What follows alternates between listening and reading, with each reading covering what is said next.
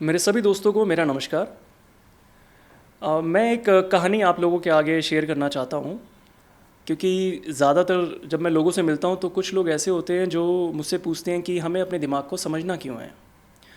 तो मैं एक कहानी के माध्यम से ही आपको अपनी बात बताता हूँ और फिर आप लोग निर्णय करें कि हमें अपने दिमाग को क्यों समझना है।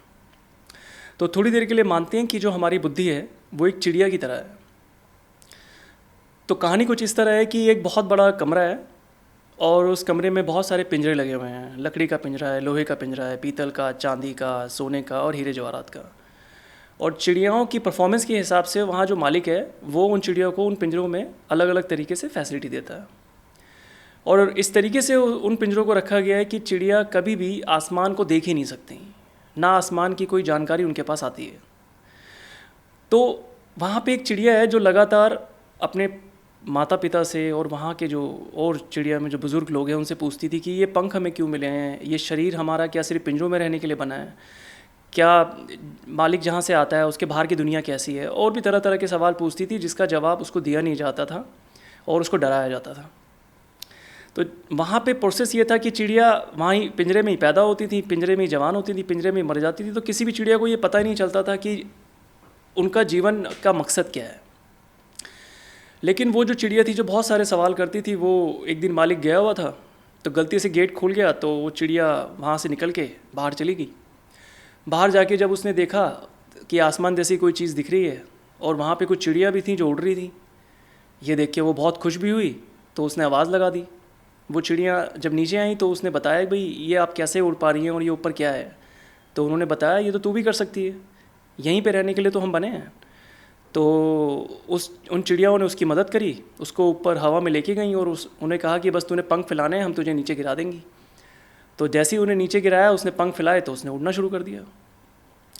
तो जब वो उड़ने लगी तो बहुत खुश हो गई और धीरे धीरे उन्हीं चिड़ियाओं ने उसको बोला कि देख हमारी कितनी प्रजातियां हैं और हम समुंदर, नदियाँ, पहाड़, हम पता नहीं कहाँ कहाँ जा सकते हैं और आसमान की कितनी गहराइयों तक हम जा सकते हैं।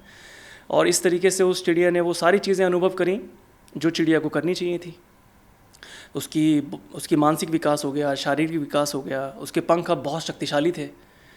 लेकिन उसे अपना परिवार याद आता था। तो एक दिन वो अपने परिवार के पास वापस आई और उसने अपने परिवार को बोला कि ये देखो, हमारा जन्म आसमान में उड़ने के लिए बना है, कितना कुछ है हमें सीखने के लिए, कितना कुछ है हमें करने के लिए।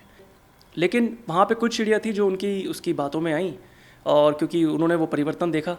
लेकिन कुछ चिड़िया ऐसी थी जिन्होंने उस पिंजरे को ही सच माना और जो ये कहती थी कि नहीं, हमने तो, हमारे तो भाग्य में ये लिखा ही नहीं है, ये तो हो ही नहीं सकता, ये तो तूने कर लिया, लेकिन हमारे भाग्य में जो लिखा है हम तो वही भुगतेंगे, हम तो पिंजरे में ही रहने के लिए बने हैं। और कुछ ऐसी चिड़िया थी जो हीरे जवाहरात या सोने के पिंजरे में रहती थी। उनको इतनी हैबिट हो चुकी थी हर एक चीज़ की कि वो मालिक के अगेंस्ट सब जाना नहीं चाहती थी। वो कहती थी नहीं नहीं, तू चले जा, तू हमारे बच्चों का विनाश करेगी और हमारे मालिक अगर ये सुन लेंगे तो बहुत बुरा लगेगा उन्हें। तो इस तरीके से वो बहुत निराश हुई कि वो अपने ही परिवार को अपनी बातें नहीं बता पा रही थी। तो इस कहानी को मैं यहीं अंत करता हूँ और इसको आप किस तरीके से लेना चाहते हैं जीवन में, ये मैं आप पे छोड़ता हूँ। लेकिन एक बात मैं सिर्फ कहना चाहता हूँ कि अगर हम दिमाग को अपना सब्जेक्ट नहीं बनाएंगे तो हम कभी भी उस जीवन में नहीं जा पाएंगे जिस जीवन में जाने की कल्पना हर आदमी कर रहा है। क्योंकि दिमाग को सब्जेक्ट बनाने के बाद ही वो गाड़ी स्टार्ट होती है, जिस गाड़ी के बाद आप जीवन में संतुष्ट हो जाएंगे, बेहतरीन शरीर में चले जाएंगे और बेहतरीन जीवन में चले जाएंगे। इसको पहले सब्जेक्ट बनाना है, क्योंकि आप कितनी महंगी गाड़ी खरीद लीजिए, अगर आप उसको स्टार्ट नहीं करेंगे तो वो गाड़ी चलेगी ही नहीं। तो इसको सब्जेक्ट माने बिना हम कुछ भी प्रैक्टिस करें वो किसी काम की नहीं है।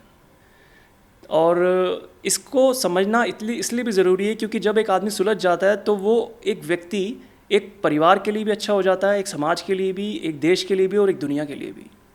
और इसी तरह दुनिया को हम इस तरीके के लोग चाहिए जहाँ पे हम एक बेहतर दुनिया बनाएं, जहाँ पे आप किसी भी धर्म में पैदा हो जाए, किसी भी घर में पैदा हो जाए, कहीं पे भी पैदा हो जाए, किसी भी देश में पैदा हो जाए, हर व्यक्ति एक बेहतरीन जीवन में चला जाए। और वह तभी होगा जब हम इस प्रैक्टिस को दोबारा से लेके आएंगे, क्योंकि ये प्रैक्टिस दुनिया में आज बहुत कम है। और इसके ऊपर और सारी बातें हम अगले एपिसोड्स में करेंगे।